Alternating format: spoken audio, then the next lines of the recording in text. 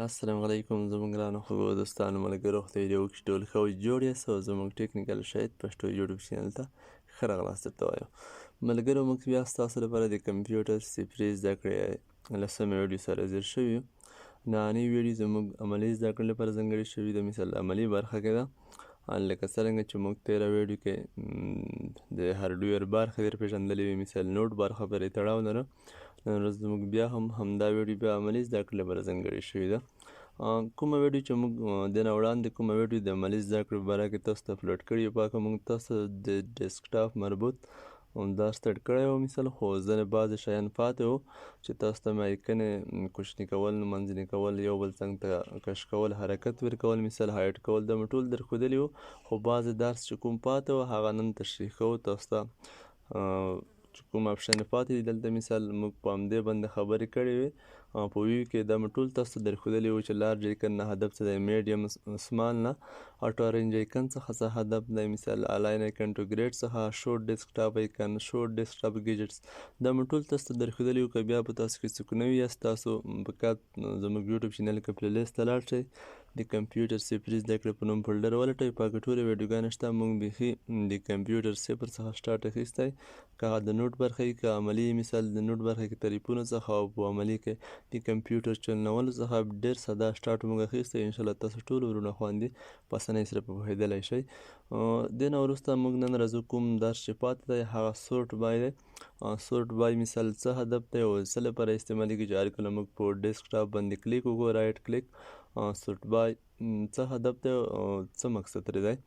نو همدې په واسطه دلته اپشن کې د نیم، سایز، آیټم ټایپ، ډیټ موډیفاید، همدې په واسطه د کومې ډیسکټاپ ایکنې چې دي همدغه کې تغییرات راځي. مثال د نوم د مخې تنظیمیږي، د سایز د مخې، د تاریخ د مخې او د پروګرام د شکل د مخې. که دلته موږ کلیک وکړو تاسو وینئ کومه ایکن چې په ا کې وي مثال بي سی داسې د منظم ډول به لومړی شي نه به وروسته راځي. زه په نیم نه کلیک کوم دلته به په منظم ډول هغه تنظیمیږي.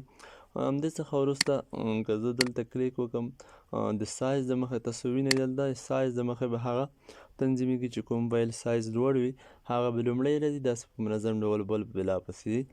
له همدې څخه وروسته چې کومه بله ایټم ټایپ د شکل له مخې، د پروګرام له مخې، همدې څخه وروسته بل چې مثال کوم دی ډیټ موډیفاید د تاریخ له مخې چې کوم مثال تاریخ وړومبی وي په همغه منظم ډول به دا تنظیمیږي.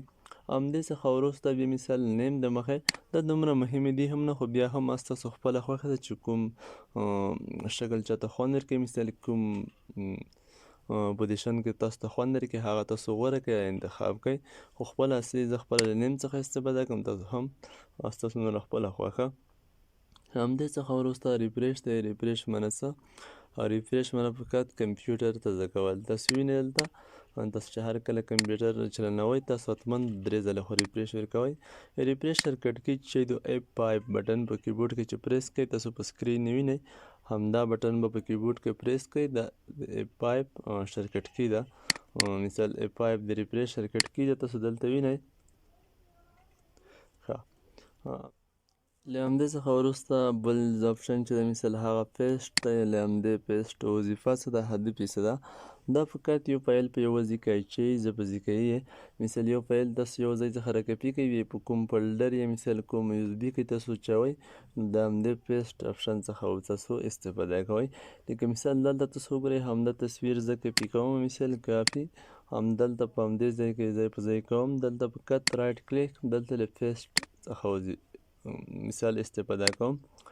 ښه، دلته تاسو وینئ یو بله کپي ترې ووته، موږ چې مثال کپي خو موږ د کپي په واسطه واخیسته، د کوم دا ځای کې چې موږ کېښودو د پیسټ په واسطه موږ کېښودو. دلته مثال د پیسټ اپشن څخه کوم هدف چې دی له همدې څخه فقط اچول ایښودل دي.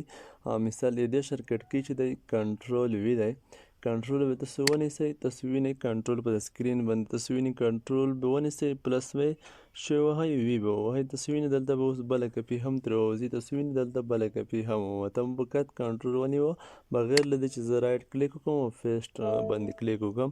نو تر همدې ځایه نن ورځ بس دی، زما کمپیوټر چارج هم خلاص شو.